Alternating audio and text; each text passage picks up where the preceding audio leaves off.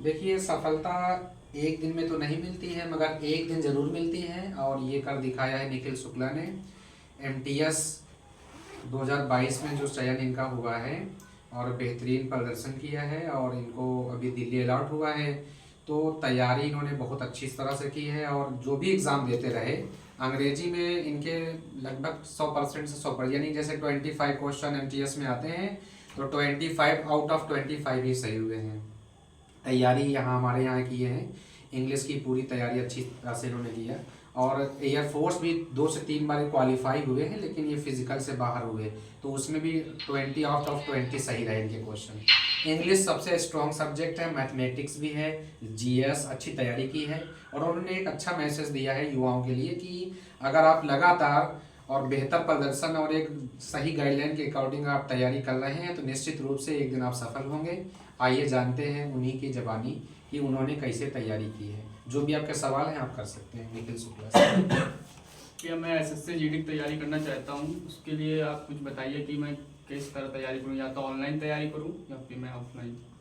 सबसे पहले तो अगर आपका कोर्स क्लियर है, अगर आपने पूरी मैथ पढ़ी हुई है, पूरी रीजनिंग, पूरी इंग्लिश पढ़ी हुई है, तो आप प्रीवियस ईयर पेपर लगाइए। जो अभी 2022 में सारे पेपर हुए, उनके क्वेश्चन देखिए कि क्या पूछा गया है और हमें क्या पढ़ना है आगे वाले 2024 वाले एसएससी जीडी के लिए। उसके बाद अगर आपका कोर्स ही पूरा नहीं हुआ है, तो पहले आपको कोर्स पूरा करना चाहिए, इंग्लिश पूरी करनी चाहिए आपको। अगर आप उसके अल्टरनेट में हिंदी कर रहे हैं तो उसको पूरा करना चाहिए। पर मेरे हिसाब से आप लोग एयरफोर्स लाइन से हैं, तो आपको इंग्लिश ही ऑप्शन चूज़ करना चाहिए, क्योंकि आप इंग्लिश हिंदी कोई भी कर सकते हैं, लेकिन मैंने हर बार इंग्लिश ही की थी एसएससी जीडी में, और सही भी होते थे पूरी। और उसके अलावा आपको मैथ और रीजनिंग को भी ध्यान देते रहना है, और सबसे मेन आपको जीके को भी ध्यान में रखना है, क्योंकि जीके ही है जो हम लोग पूरा कभी कवर नहीं कर सकते, और एसएससी इस समय अलग अलग तरीके से जीके पूछ रही है। तो आपको चारों सब्जेक्ट ध्यान में लेके चल रहे हैं। आपको प्लस पॉइंट बनाना है तो आप इंग्लिश में बना सकते हैं, मैथ रीजनिंग बना सकते हैं। तो आपको इन सब्जेक्ट्स का मेनली काफ़ी ध्यान रखना है, और उसके साथ साथ आपको रनिंग पे भी फोकस करना है, क्योंकि 5 किलोमीटर की रनिंग होती है उसमें। तो सबसे ज़्यादा बच्चा जो होता है पेपर के बाद वो रनिंग में ही बाहर हो जाता है, क्योंकि रनिंग करते टाइम में क्या होता है कि 5 किलोमीटर पूरा स्टेमिना, स्ट्रेंथ और माइंड का खेल होता है। बच्चे दौड़ सकते हैं, लेकिन उनका अगर माइंड जवाब नहीं दे रहा है तो वो रुक जाते हैं और वो वहीं से बाहर हो जाते हैं। तो आपको पेपर के साथ साथ रनिंग का भी ध्यान रखना है। अगला भैया क्वेश्चन। थोड़ा सा एयरफोर्स की जीडी में गाइडेंस दे दीजिए, ताकि इजली वहाँ पर अभी अच्छा qualify इनका कर सकें। एग्ज़ाम निकला है एयरफोर्स में, तो जीडी की तैयारी के लिए शायद सवाल आपका है। जी सर। जी बताएं। सर के यहाँ एक ये सहूलियत थी हम लोगों को कि जीडी के लिए कभी भटकना नहीं पड़ा, और उन्नाव में कहीं जीडी की व्यवस्था भी नहीं थी।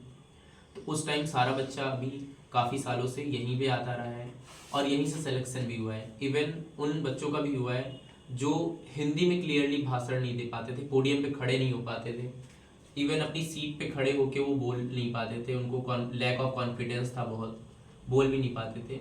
तो धीरे धीरे सर की प्रैक्टिस से और दिए गए टॉपिक्स का रिवीजन करना, इंट्रोडक्शन करना, उससे धीरे धीरे हैबिट बढ़ती गई। और आज बहुत सारे बच्चे, बाहर जो बैनर लगा हुआ है उसमें ऐसे बच्चे भी हैं जो यहाँ पे बोलने में काफ़ी हेजिटेट होते थे, उनका भी सिलेक्शन हुआ और उन्होंने अच्छे से जीडी क्लियर की। तो एग्जाम्पल्स आपके सामने हैं, तो आपको तय करना है आप कहाँ से पढ़ रहे हैं, जीडी की तैयारी कर रहे हैं। आपको बस जो जो सर बताते हैं उसको फॉलो करते रहना है। जीडी की तैयारी आराम से हो जाएगी, यहाँ आज आराम से हो भी जाता है, इसके लिए दिक्कत नहीं है। और किसी का सवाल?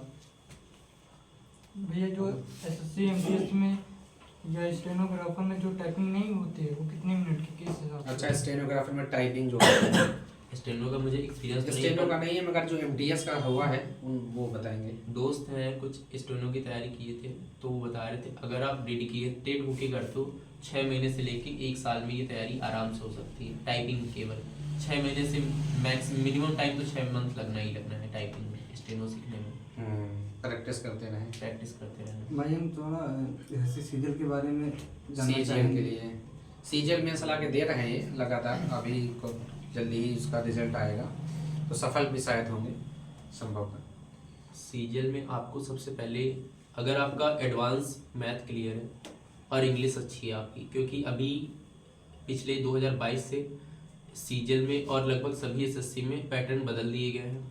पहले क्या होता था, केवल मैथ का मेनली प्रभुत्व रहता था, इंग्लिश का रहता था। अभी इंग्लिश का ज़्यादा कर दिया गया है, मैथ का कम कर दिया गया है। जैसा आपको पता होगा 30 क्वेश्चन रीजनिंग के हो गए, 30 मैथ के, 45 क्वेश्चन हैं जो केवल इंग्लिश के हैं और 25 क्वेश्चंस जीके के हैं। तो आपको इंग्लिश को मेन मान के चलना है क्योंकि वो स्कोरिंग सब्जेक्ट है। स्कोरिंग मैथ और रीजनिंग भी है पर वो 30 क्वेश्चंस पे है। 45 क्वेश्चन मीन्स एक क्वेश्चन 3 मार्क्स का है, 135 मार्क्स की इंग्लिश आती है। अगर आप इधर अच्छा स्कोर कर रहे हैं और मैथ रीजनिंग में एवरेज भी स्कोर कर रहे हैं, आप बहुत अच्छा स्कोर बना सकते हैं। आपको वोकैब को लर्न करना है अच्छे से, कॉन्सेप्ट्स पता होने चाहिए, एक एक रूल पता होना चाहिए, पता होना चाहिए कि यहाँ पे एरर हो रही है, क्यों हो रही है। अगर नो एरर है तो ये भी पता होना चाहिए। तो ये ध्यान में लेके चल रहा है। आपको प्रैक्टिस भी करनी है क्योंकि इस समय कंपटीशन जैसे जैसे समय बदल रहा है काफ़ी बढ़ रहा है। तो अगर आप कॉन्सेप्ट क्लियर है तो फिर आपको कोई हरा नहीं सकता।